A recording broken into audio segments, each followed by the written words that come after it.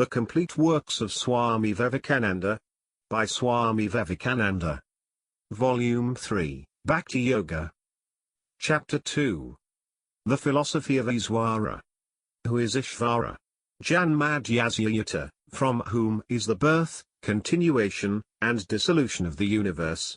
He is Ishvara, the eternal, the pure, the ever-free, the almighty, the all-knowing, the all-merciful, the teacher of all teachers, and above all, Sa Ishvara Anivakaniya Premasvarupa.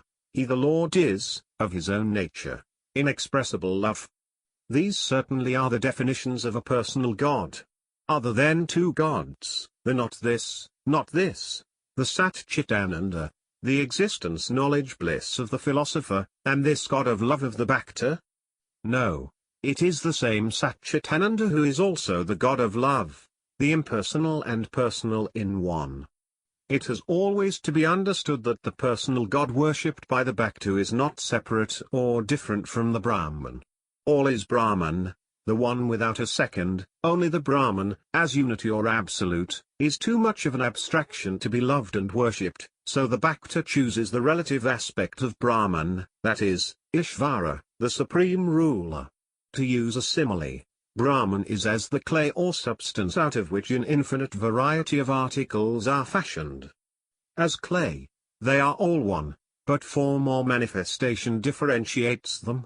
Before every one of them was made, they all existed potentially in the clay, and, of course, they are identical substantially, but when formed, and so long as the form remains, they are separate and different. The clay mouse can never become a clay elephant, because, as manifestations, form alone makes them what they are, though as unformed clay they are all one. Ishvara is the highest manifestation of the absolute reality, or in other words, the highest possible reading of the absolute by the human mind. Creation is eternal, and so also is Ishvara. In the fourth pada of the fourth chapter of his sutras, after stating the almost infinite power and knowledge which will come to the liberated soul after the attainment of moksha, Vyasa makes the remark, in an aphorism, that none, however, will get the power of creating, ruling, and dissolving the universe, because that belongs to God alone. In explaining the sutra, it is easy for the dualistic commentators to show how it is ever impossible for a subordinate soul, Jiva, to have the infinite power and total independence of God. The thorough dualistic commentator Madhvacarya deals with this passage in his usual summary method by quoting a verse from the Varaha Purana. In explaining this aphorism, the commentator Emmanuel says, this doubt being raised, whether among the powers of the liberated souls is included that unique power of the Supreme One, that is, of creation etc. of the universe and even the lordship of all, or whether, without that, the glory of the liberated consists only in the direct perception of the Supreme One, we get as an argument the following: it is reasonable that the liberated get the lordship of the universe, because the scriptures say, he attains to extreme sameness with the Supreme One and all his desires are realized. Now extreme sameness and realization of all desires cannot be attained without the unique power of the Supreme Lord, namely, that of governing the universe. Therefore, to attain the realization of all desires and the extreme sameness with the Supreme, we must all admit that the liberated get the power of ruling the whole universe. To this we reply, that the liberated get all the powers except that of ruling the universe. Ruling the universe is guiding the form and the life and the desires of all the sentient and the non-sentient beings. The liberated ones from whom all that veils his true nature has been removed, only enjoy the unobstructed perception of the Brahman, but do not possess the power of ruling the universe. This is proved from the scriptural text, from whom all these things are born, by which all that are born live, unto whom they, departing, return, ask about it. That is Brahman.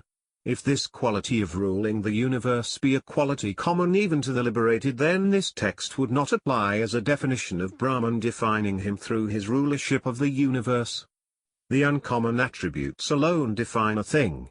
Therefore in texts like, my beloved boy, alone, in the beginning there existed the one without a second. that saw and felt, I will give birth to the many. That projected heat, Brahman indeed alone existed in the beginning. That one evolved. That projected a blessed form, the Kshatra. All these gods are Kshatras, Varuna, Soma, Rudra, Parjanya, Yama, Mritu, Ishvara. Atman indeed existed alone in the beginning, nothing else vibrated.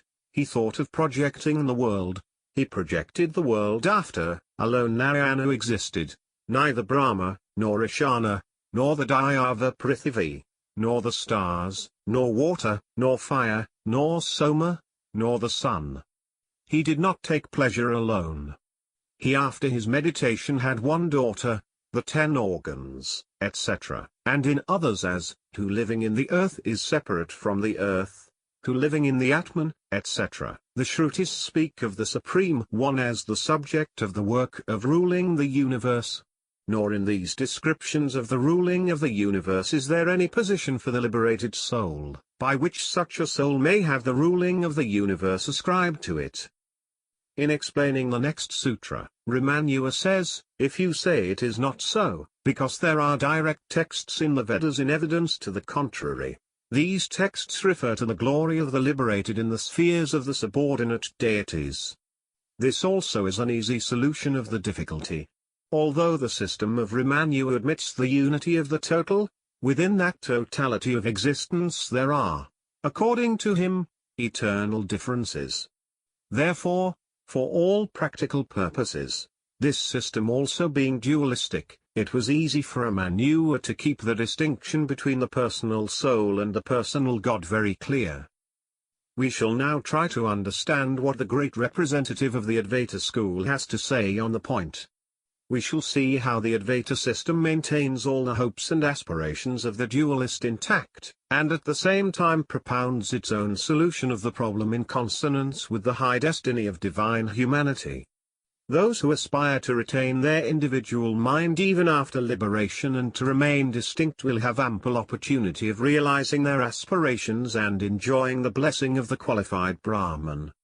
These are they who have been spoken of in the Bhagavata Purana thus, O King, such are their glorious qualities of the Lord that the sages whose only pleasure is in the self, and from whom all fetters have fallen off, even they love the Omnipresent with the love that is for love's sake. These are they who are spoken of by the Sankhya's as getting merged in nature in this cycle, so that, after attaining perfection, they may come out in the next as lords of world systems. But none of these ever becomes equal to God, Ishvara. Those who attain to that state where there is neither creation, nor created, nor creator, where there is neither knower, nor knowable, nor knowledge, where there is neither I, nor thou, nor he, where there is neither subject, nor object, nor relation, there, who is seen by whom. Such persons have gone beyond everything to where words cannot go nor mind, gone to that which the Shrutis declare as not this, but for those who cannot, or will not reach this state, there will inevitably remain the triune vision of the one undifferentiated Brahman as nature, soul, and the interpenetrating sustainer of both, Ishvara. So, when Prahlada forgot himself, he found neither the universe nor its cause, all was to him one infinite, undifferentiated by name and form, but as soon as he remembered that he was Prahlada, there was the universe before him and with it the Lord of the universe, the repository of an infinite number of blessed qualities. So it was with the blessed gopis. So long as they had lost sense of their own personal identity and individuality, they were all Krishnas, and when they began again to think of him as the one to be worshipped, then they were gopis again, and immediately. Bhagavata, unto them appeared Krishna with a smile on his lotus face, clad in yellow robes and having garlands on, the embodied conqueror, in beauty, of the god of love. Now to go back to our Acharya Shankara, those, he says, who by worshipping the qualified Brahman attain conjunction with the supreme ruler, preserving their own mind, is their glory limited or unlimited? This doubt arising, we get as an argument, their glory should be unlimited because of the scriptural texts. They attain their own kingdom, to him all the gods offer worship, their desires are fulfilled in all the worlds. As an answer to this, Vyasa writes, without the power of ruling the universe, barring the power of creation etc. of the universe, the other powers such as animo etc. are acquired by the liberated. As to ruling the universe, that belongs to the eternally perfect Ishvara. Why? Because he is the subject of all the scriptural texts as regards creation etc., and the liberated souls are not mentioned therein in any connection whatsoever. The Supreme Lord indeed is alone engaged in ruling the universe. The texts as to creation etc. all point to him. Besides, there is given the adjective ever perfect. Also the scriptures say that the powers animo etc. of the others are from the search after and the worship of God. Therefore they have no place in the ruling of the universe. Again, on account of their possessing their own minds, it is possible that their wills may differ, and that, whilst one desires creation, another may desire destruction. The only way of avoiding this conflict is to make all wills subordinate to some one will. Therefore the conclusion is that their wills of the liberated are dependent on the will of the Supreme Ruler. Bhakti, then, can be directed towards Brahman, only in his personal aspect. The way is more difficult for those whose mind is attached to the Absolute. Bhakti has to float on smoothly with the current of our nature. True it is that we cannot have any idea of the Brahman which is not anthropomorphic, but is it not equally true of everything we know?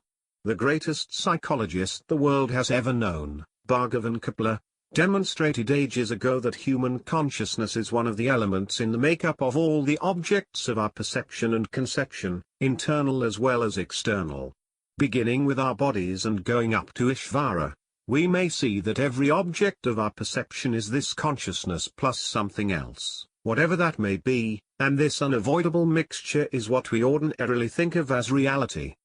Indeed it is, and ever will be, all of the reality that is possible for the human mind to know. Therefore to say that Ishvara is unreal, because he is anthropomorphic, is sheer nonsense. It sounds very much like the Occidentals' squabble on idealism and realism, which fearful-looking quarrel has for its foundation a mere play on the word real. The idea of Ishvara covers all the ground ever denoted and connoted by the word real, and Ishvara is as real as anything else in the universe. And after all, the word real means nothing more than what has now been pointed out.